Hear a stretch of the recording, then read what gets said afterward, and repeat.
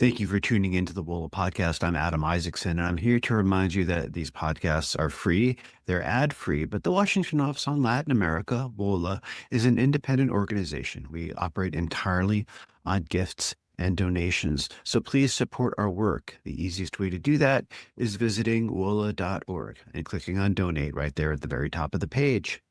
This is one of those episodes where I have to be very clear about the date we're recording. It's about the first round of Peru's presidential election, which took place on Sunday, April 12th. It's 5 days later, April 17th, and we still don't know, as of recording, really clearly who won and who will go on to a runoff on June 7th. Peru is a country that has lived under 9 presidents during the past 10 years, where there were 35 candidates on the ballot last Sunday, and where the top vote getter is at 17%. So it's a confusing picture, seems a little chaotic at times, but it's a crucial thing to look at here in Latin America's 5th most populous country and 6th largest economy. So to help explain this, I called on Cynthia McClintock, who's a professor of political science and international affairs at George Washington University. Cynthia has been writing about Peruvian politics and studying in the country for well over 40 years. She's a former president of the Latin American Studies Association, and she is a member of WOLA's board of directors. As she explains here, while Peru often seems to sort of muddle through in a way that keeps it off of the U.S. and international radar most of the time, there's reasons to be concerned about corruption, about organized crime, about divisions in Peruvian society. And the result of this year's election is unlikely to alleviate those concerns. Let's listen. Cynthia McClintock, welcome back to the podcast. Well, thank you so much for the invitation, Adam. Oh gosh, well, it's been a while. I'm glad that we can do this. And thanks for making the time. We're recording on Friday, April 17th, and it's been 5 days since Peru held the first round of its presidential election. And I hope that you can help us make some sense of it, although I guess nobody can quite make sense of it because the results aren't finalized. But what are you seeing, just in a nutshell? Sure. Well, yes, I think we're all worried about the delay and the implications of the delay for how Peruvians view their democracy. Mhm. And it was already a very, very difficult election. I mean, one of the reasons for the delay is this huge number of candidates, this huge ballot. So it just means a whole lot that has to be counted. But with a fragmentation of 35 presidential candidates, 35. just led to all kinds of problems, not only fragmentation, but polarization. Because the results right now, it's very clear that Keiko Fujimori on the right will advance to the runoff. She has approximately 17% of the vote. But for most of this week, it looked like Roberto Sánchez on the left was going to make it into the runoff. That's not 100% clear at this point. It still looks like Rafael López Aliaga has a chance. It's about 94% of the vote count. But the bottom line is that not only fragmentation, but also polarization between the right and the left, because clearly Roberto Sánchez and his party will be the second force in the Congress. When is the runoff? June 7th. Oh, The first Sunday in June. So there are, 6 or 7 weeks of more campaigning in between whatever two candidates are, if we find out who they are. And just to put some bios on these 3 people, Keiko Fujimori, probably most people who follow Latin America are familiar with her because she has been and of course her father, but she has been such a fixture in Peruvian politics. And López Aliaga maybe is somewhat less known, although if you do know him, he's sort of seen as the colorful, populist, social media friendly, the kind of leader we've seen a lot of in Latin America lately. And Sanchez, I don't know if anybody knows who he is. And the last I saw, I haven't looked as very much today, that the count had the latter two, Sanchez and López Aliaga, about 0.1 percentage points apart. So that doesn't get to be any more of a nail biter than that. But any key things we should know about these 3 individuals? Well, as you said, Keiko Fujimori, very, very well known in Peru. She's running for the 4th time. She was the runner-up 3 times, runner-up in 2021.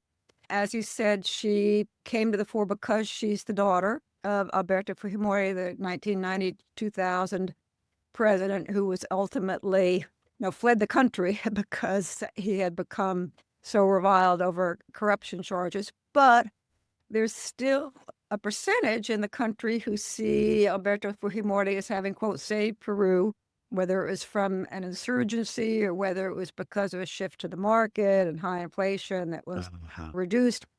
So she has inherited that base of support. It was vastly reduced in 2021 because of corruption scandals and issues that had come to the fore, but she did some 5-6 points better this time than she did in 2021, I think, because those scandals have faded a bit. López Aliaga is generally seen as to her right, which is further right point in terms of the way Latin American elections have gone. And it's possible that Keiko Fujimori will now benefit from being seen as kind of, quote, the moderate, right, in comparison to López Aliaga, who's, again, really, just as you said, really out front there in a lot of the way these populist leaders are in 2026, the social media, insults, jumping to conclusions. He's made accusations already about fraud in the elections without, I mean, there are reasons for concern about this election, but fraud is a strong word, right? Yes. And so without proof, so that was what Keiko Fujimori was doing in 2021. And now López Aliaga, she's talking about democracy, and he's talking about Sánchez. López Aliaga was mayor of Lima, or correct? Yes. Okay. He was in third place in 2021, and it was very close between Keiko and López Aliaga and Hernando de Soto, all on the right at the end of in that election.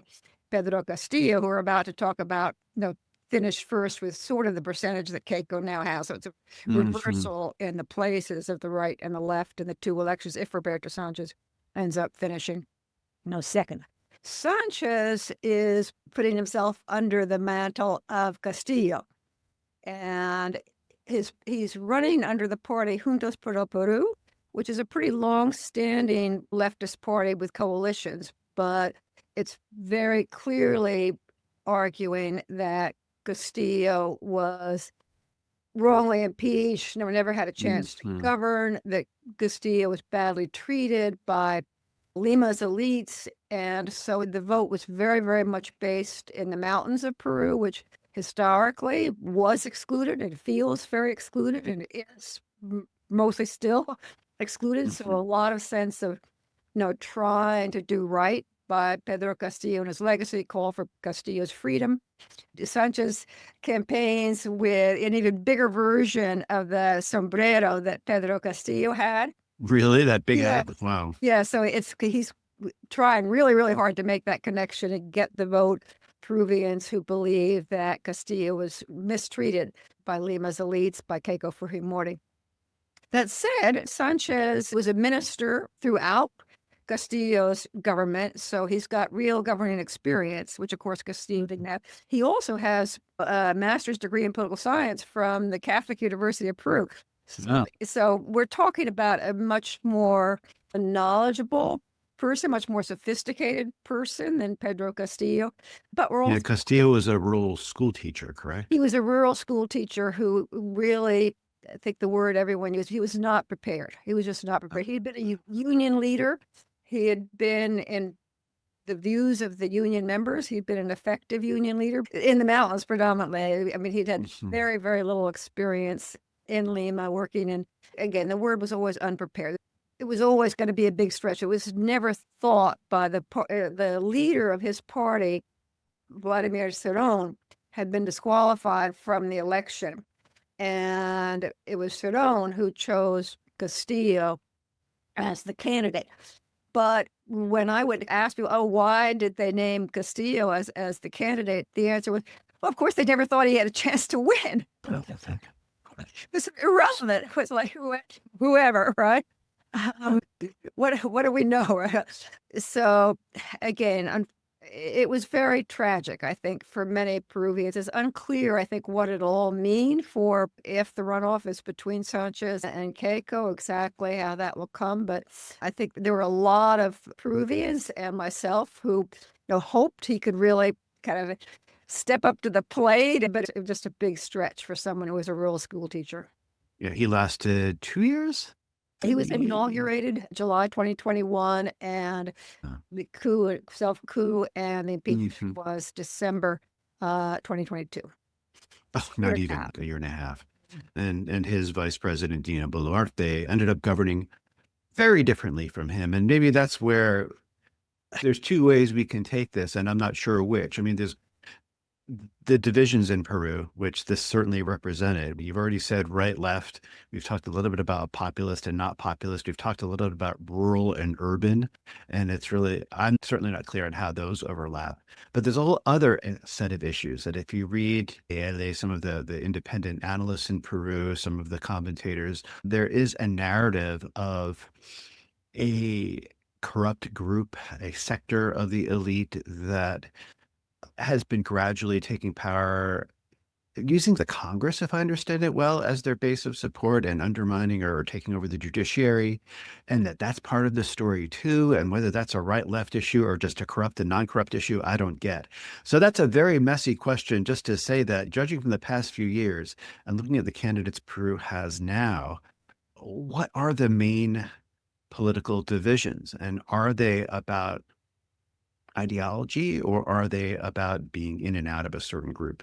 I Yeah. think most of us believe that indeed, and I'm saying most of us analysts of Peru, whether Analysts. we're Peruvian or North American or whatever, believe that there has been a corrupt governing group that has become particularly pronounced since the departure of Castillo, and that it has transcended left-right. No, that there are groups Mhm. within this leftist sector, currently around Sanchez, formerly around Castillo, who are part of this grouping.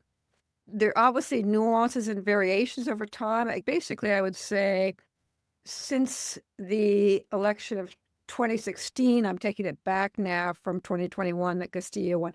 2016 was Keiko again, the runner-up. She finished second to Pedro Pablo Kaczynski.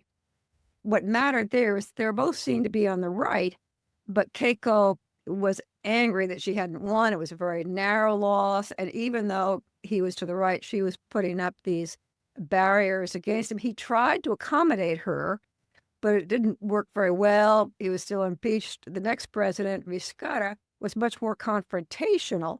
But the long and the short of it, during this period of time, was a lot of corruption charges, different people involved in corruption charges.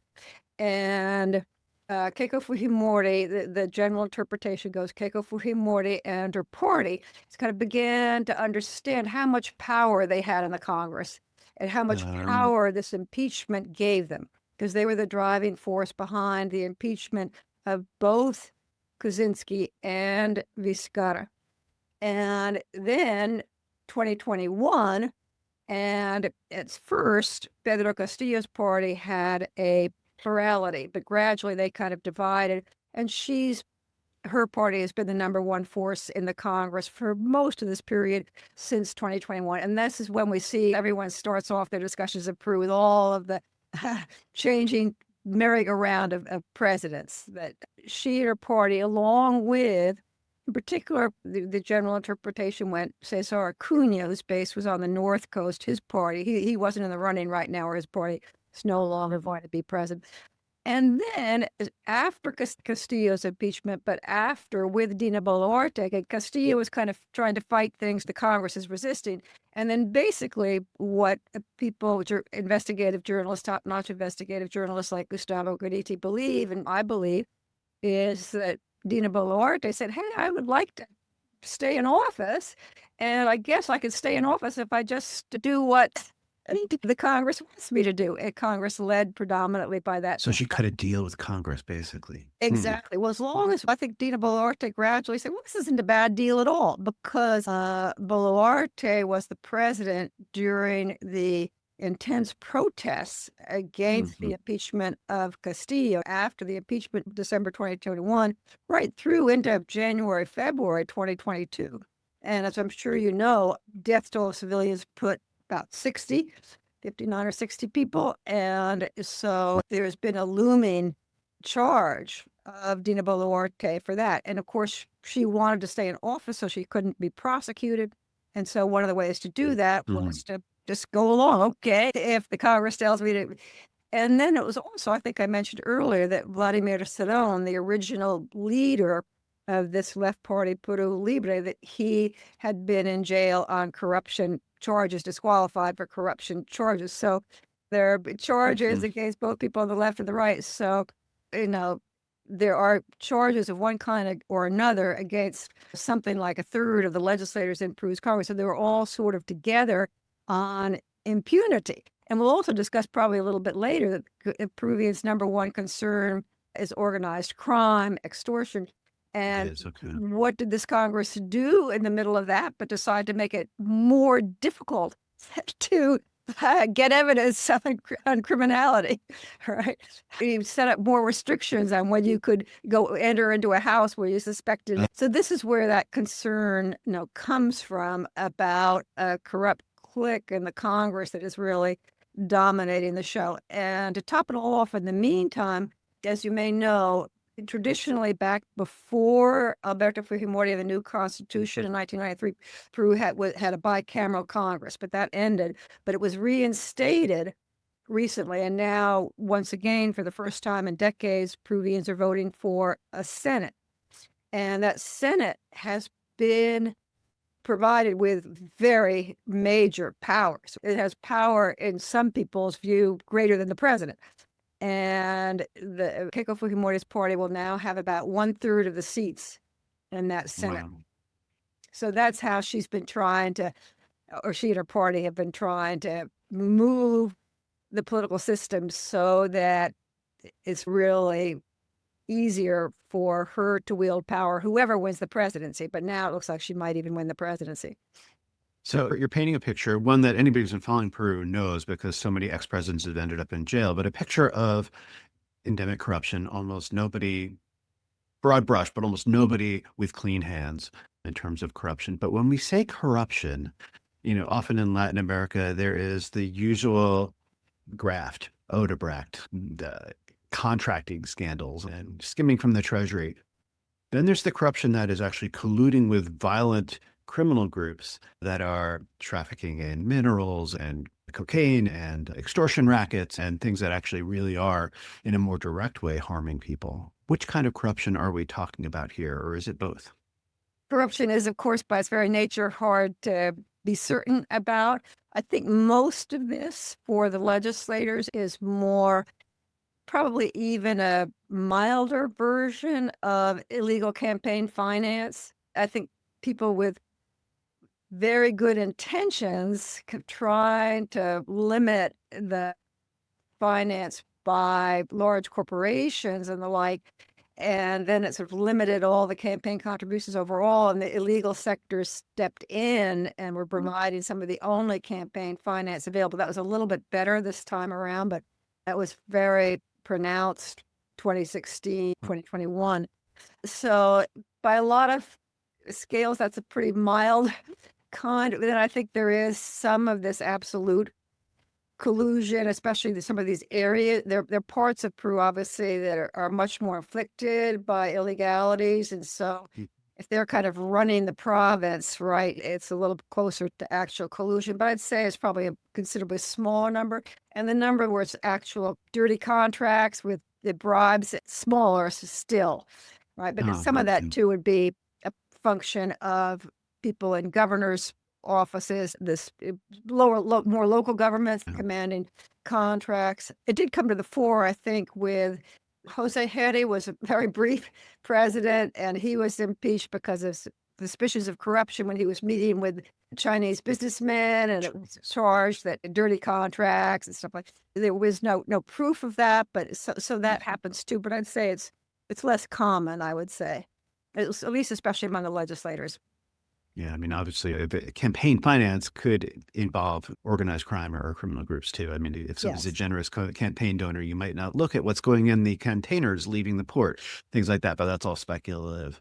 You mentioned that organized crime may be what is most on voters' minds. That sounds right to me, looking at Peru's violent crime statistics over the past few years. The homicide rate is over 10 per 100,000 for really the first time ever. which is low compared to much of Latin America. Colombia would love to have a homicide rate that low, but the delta, the change over time is huge. I mean, it's more than double what it was in 2021, 2022. So people must, if that's homicides, which are one of the easier violent crimes to measure, extortion, car theft, cell phone theft, how safe you feel on the streets must be really affected as well.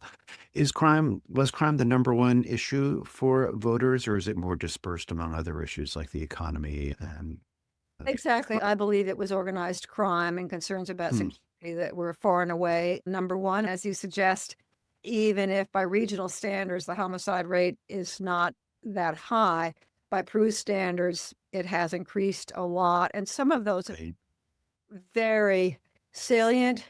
I think in the 2010s, the homicides would probably have been kind of more on the coca producing areas, for example, Oh, and intersections rural. between coca producers and the like. So this was a much more urban based. The number was, I think, 50 bus drivers who were killed last year in Lima. Hmm. It was, which is Is that related to extortion, probably? all related to extortion. It's because Yeah. they didn't pay or they were perceived not to Mhm. have paid. And so that's the kind of thing that's happening that is much more frightening to and much more visible to Peruvians than it was before. So yeah, I definitely think we're organized. I mean, Peru's economy has actually been doing. I mean, this is the paradox that's been highlighted for a long For time now. years, yeah. Functional politics, but the economy's rolling along. It really is. Mhm. Some of it is these illegal sectors. The price of illegal mining is skyrocketed. The price of gold is very high.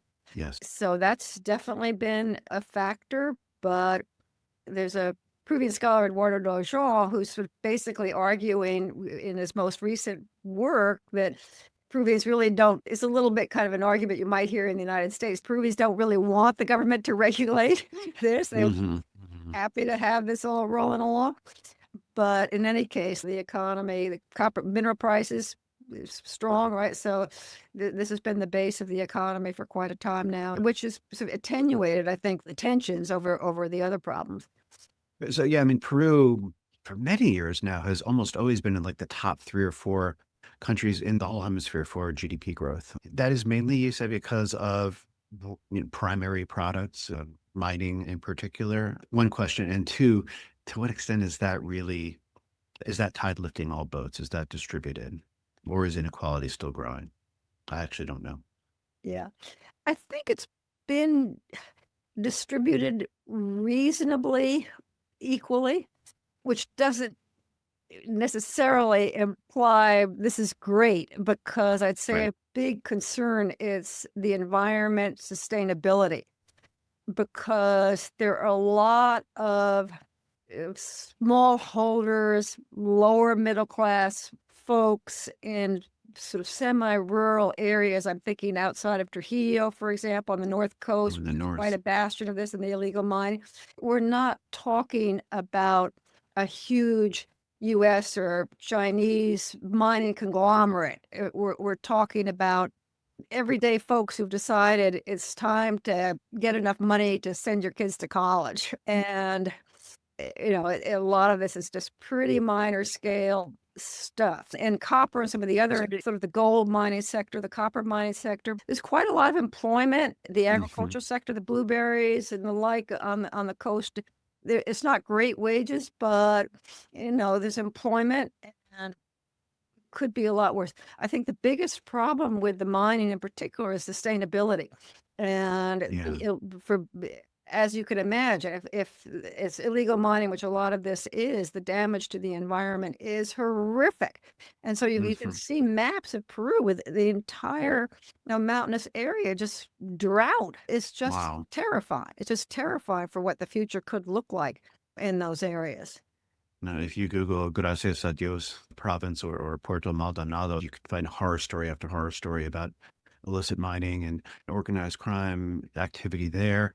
But yeah, you don't hear much about those organized crime groups. You don't have these marquee, nobody on the State Department's terrorist list is in Peru except for Shining Path, which is very small. Whoever is making the large amounts of money illegally from the mining operations is I guess it's clan groups, the same folks who are sort of running coca out of Peru, which mostly does not go to the US market. It's very, as you describe, I mean, a lot of it may indeed just be mom and pop still, which is kind of remarkable. Yeah, But the no, I damage is agree. huge. It's quite different from other Latin American countries, and why that is, I'm not sure, but I agree. And I think that the model of kind of very small groups in the coca production, it sort of got, whether it was a model for other areas or whether that's just sort of how things work because of the geography or the history or family structures, I'm not sure. All right. So we described a country where much of the population is upset about organized crime and insecurity. Much of the population is in some way, at least somewhat benefiting from the economic growth of the last several years. But we also, as you said, have a polarized population. Along what lines? Where's there a real lack of I consensus? think it's this historic abyss between Lima and Las Provincias. This has been highlighted for a long time. The name of the protests against the impeachment of Castillo was Take Over Lima. And Mm, my reaction to that was, Lima's 1/3 of the population. It's got a lot of people who are not wealthy elites there. You right. really want to title this Take Over Lima? But I think from the standpoint of people, and was referred to in Peru as Las Provincias, and the people in the more remote parts of Peru just continue to feel that they're not getting their due. And I've been a Mhm. lot to these areas. There's been tremendous growth. I mean, coming back to earlier points, I mean, the Gini coefficient for inequality in Peru has been improving. The poverty rates have been improving. Often there's still a discrepancy. There's still many people who are still poor, and there's still very much the centuries old vision that we're not receiving the respect that we should. I think some of it is still cultural, sense of just ethnic Cultural. discrimination. Mm. I mean, Peru hasn't done badly in a lot of ways. When I look at, say, Colombia versus Peru in terms of the ethnicity of presidents or Mhm. legislators, Peru's had a lot of presidents who are not European descent. Toledo, Humala, Vizcarra, Castillo, but there's still the sense that we're looked down upon, right? And that's symbolized as Lima. So I think that's the biggest one. And you see this huge variation in the Lopez Aliaga vote versus the Sanchez vote, right? Where Sanchez is getting like 5% and Lima is getting 80% in Huancavelica, and vice Wow. versa for Lopez Aliaga, right? Wow. It's extraordinary how big the gap is. Now, one of the advantages that Keiko would have is that she's got some votes everywhere. Again, she's not, rightly or wrongly, the Fujimoristas are not seen as a kind of part of the traditional Lima elites. To some extent, I want to get too deep into this, but I mean, here in the United States, from a lot of rural Trump voters to, you read your Wendell Berry. I mean, there's people who will make the argument in the United States that rural areas get a lot more extracted from them than they ever get back from the main metropolitan centers. Is that still the case in Peru, or is this really something that really goes back to the colonial era? Cultural, as you say. Yeah, I would have to look more carefully. Certainly, a lot of it is the history and the culture. There have been efforts to redress this, right? I mean, there have been Peruvian governments that we would consider to be definitely leftist governments. I mean, by U.S. standards, both Toledo and Humala. Toledo did a lot to decentralize the country, setting up possibilities for local government. Under Humala, there were a bucket of new rules along prior consultation for communities, visions for transfer of funds from companies engaged in extractive industries to the nearby communities. And some of these, they help, but the issue is enough or not. Right. And I think successive governments have tried, but there are problems of corruption at the local level too. Some of these things Sure. are not fulfilled. Obviously, the companies are often not, thrilled. This was called the canon, by the way, the CANON. So again, the presidents have definitely made an effort. I think there's been awareness, but it's a challenge. It's a challenge. It hasn't really been solved anywhere. But as we talk about concern about organized crime, and you mentioned that there have been laws passed to make it harder, in fact, to punish certain types of criminality. What about human rights crimes and what may happen with the leading candidates about achieving accountability for obviously for crimes that were committed back during the Civil War with Sendero Luminoso, but even more recent ones like the killings when Castillo was being impeached. Is there hope right now holding people accountable? Oh, it's grim, Adam. It's very grim. During the Boluarte administration, again, the Fujimoristas and the others in Congress who long felt that Alberto Fujimori had been wrongly associated with human rights violations, they pushed through an amnesty provision. And under that provision, there's no possibility under that provision Wow. prosecution for any of the human rights crimes from the period 1980 to 2000. 2000. Obviously, at that time, the question then was, okay, what about Duarte? And I'm sure she wanted that to extend to her government because, as we mentioned, that was a major concern. Obviously, this is something that all of us concerned about human rights want to see accountability for those more than 50 civilian deaths during those protests. But as I said, in the new Congress, in both houses, the Fujimoristas will have something like a third of the seats. López Aliaga's party, which would also be disinterested in pursuing accountability for human rights violations, has another 15% or so. So between those two, I fear it's very grim. Certainly for Sanchez and the Juntos por el Peru, as I mentioned, they would want accountability. There's also, we haven't mentioned yet that there was, I thought, good news in this election in terms of the candidacy of Jorge Nieto, who appears to have finished fourth now. It looked like third on the night of the exit polls. And he is a very professional person, solid experience, solid reputation for integrity. That party has a decent number of seats too, but to get together enough votes for accountability for human rights, it's looking very grim. Yeah, and even a president who maybe had the political will to do it might not get the votes in this Congress, which, as you said, this system, the Congress is so strong. Civic space, the ability of human rights defenders to do their work, ability of the free press to do their work, that appears to be shrinking as well, right? Of course, the whole sort of media environment is changing a lot, but it's worrisome. I would say today in Peru, I did not feel that there was repression. I have not felt that there was repression. Judicial or one concern that several folks mentioned to me was actually with respect to the United States. And, if we're critical of the Trump administration, there are outspoken journalists like Gustavo Gorriti, who have long been kind of a symbol and a target. But I would say, I've spoken with a number of different journalists, and I wouldn't say, I don't think they fear that they're going to be jailed or attacked. Again, Gustavo is something of an exception there. He's been a target for a long, long time. Just as in so many countries in 2026, there are a lot, it's Twitter and this and that, and the whole kind of volume of speech has escalated. And again, the language that López Aliaga would use, it's a different kind of media landscape that I think is harder for folks of my generation to kind of navigate, correct? But what will happen in the future, some of this will depend on how the relationship between López Aliaga and Keiko Fujimori evolves, whether or not the right consolidates.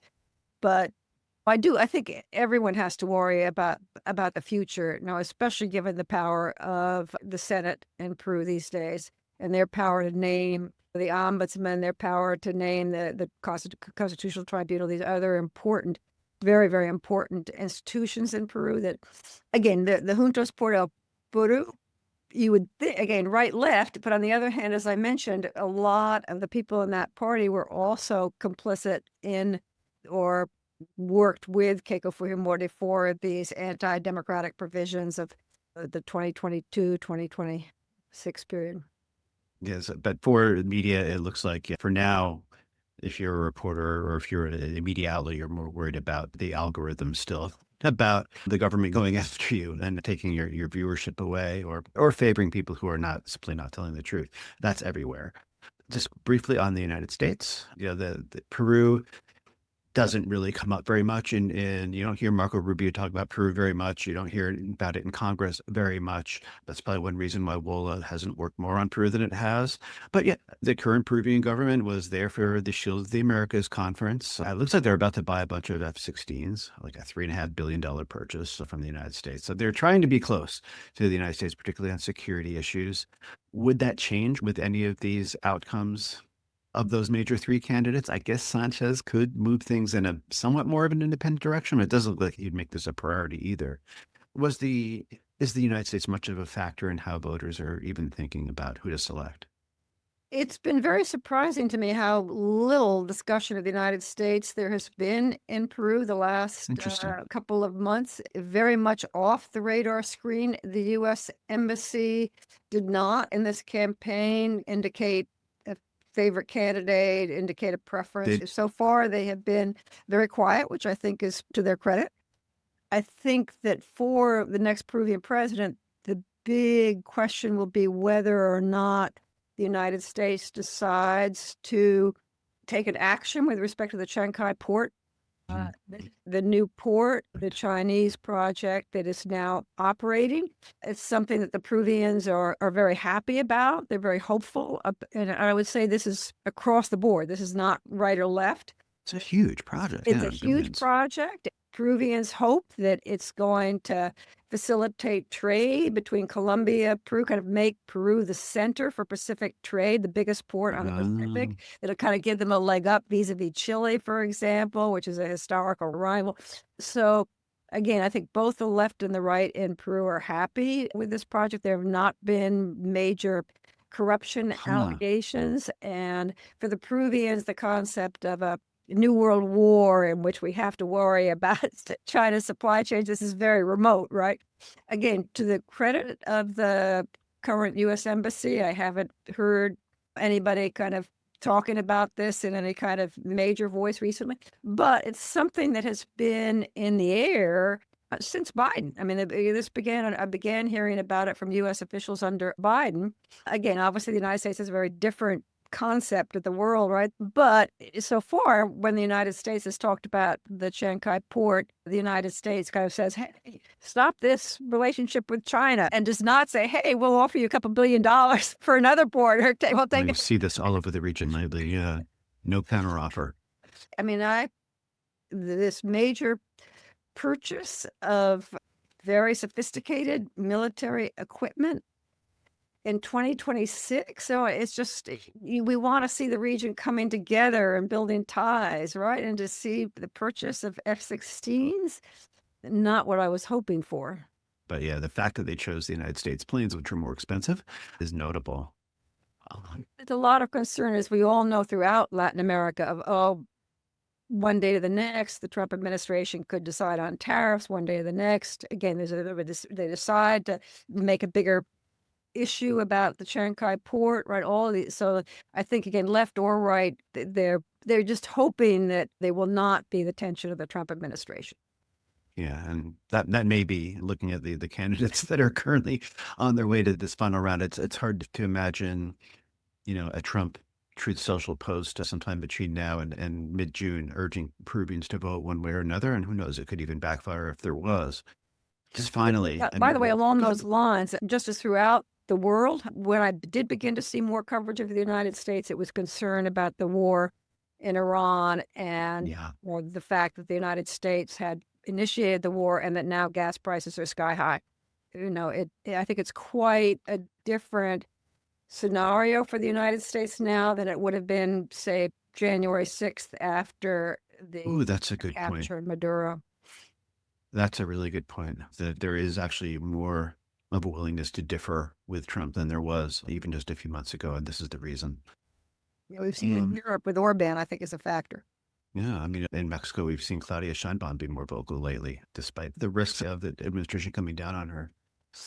I guess I will just end with sort of the political scientist question. I didn't see a picture of the ballot that people were using, but it must have been incredibly confusing. And once again, Peruvians will have a president who was the first choice of maybe 1 out of every 6 people. And That seems like not a recipe for success. I mean, is there a way out of this for Peru? You've looked at elections in so many countries around Latin America. I know that you've written that the runoff system is usually a good remedy, but what are some things Peru is not doing that it maybe it could to make its democracy feel more representative for more of its citizens, for example? There was, in my view, a very promising provision that was put in place under the Vizcarra government for a preliminary round of voting prior to the quote first round. It was a provision for votes for primaries in the political parties, but in those primaries, it would also be necessary for the party to have 1.5% of the vote in order to advance to the quote unquote first round. Oh, interesting. And that probably would have eliminated at least 15 of these 35 candidates, gotten down to something manageable. So why was that provision canceled? It was canceled precisely because Keiko Fujimori and her party believed, we know we can't we'll be really lucky if we get 17%, but if there are 35 parties, we may win with 17%. This was the strategy all along, Adam. This smart, pretty smart. That Peruvians were asking for. This was something, in fact, that a government had said, let's work to make this better. And the powers in the Congress, this was also a couple of the other parties who calculated similarly. And we've been talking about the polarization, and of course there is polarization, but it was also the case that there were at least 4 or 5 candidates who I saw and most of my friends saw on the center left, on the center right, on the center, reasonably consensus candidates who had professional experience, who, best of all our knowledge, were honest, would try hard, but they all canceled their votes out because nobody had a clue which of them to vote for. Everybody was at about 7%, 10%, in the pre-election poll. So if you were trying to choose which of those reasonably consensus professional people who might have a chance to win, you didn't have a clue. And again, this was the plan. And the debates were obviously chaos, 35 candidates in debates over a couple nights. Yeah. But that was the plan. That was the plan. And it worked for her. She sounds like she's, at least, if anything, very good at game theory. Well, I won't ask for any predictions about what's going to happen next, but this was really helpful to me to understand what was happening and what to expect in Peru. I'm a little bit less confused after talking to you, and I really appreciate you taking the time to explain this to WOLA's listeners. So we'll be watching to see what happens in the second round, but now with a lot more of an idea of what the heck was going on. So thank you. Thank you very much, Cynthia. Well, thank you for the invitation. And it's grim news about the election, but Peru is a resilient country. It's a beautiful country with amazing people, and get through this and come to the other end and hopefully do better. So thank you again. Well, thank you again for listening, and many thanks to Cynthia McClintock for returning to the podcast and helping us wade through a confusing political picture in Peru, one that hasn't received much coverage, to be honest. I learned a lot, and I hope that you did too. So please do stay tuned. We will keep the podcast episodes coming as we have all year. As I mentioned at the beginning, as with all that WOLA does and produces, we depend on donations to make these episodes happen, and almost everything we do happen. If you're a supporter, thank you for making this work possible. If you're not, just remember that you could be very easily. But either way, thank you so much for listening. Stay well, and goodbye for now.